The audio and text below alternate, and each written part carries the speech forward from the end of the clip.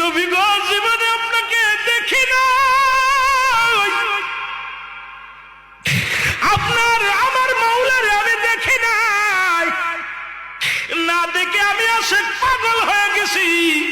নবী গো আজকে বলে দাও তুমি আমি পোশাক ছাড়বো নাকি ছাড়বো, আমি জীবনটা দিয়া দিবনি। ইলহামের মাধ্যমে শুনতে পাই, এ বাবা পোশাক ছেড়ে দে, পোশাক লাগবে না, যাকে ছাড়লে হবে জাহান্নাম তোর ঠিকানা।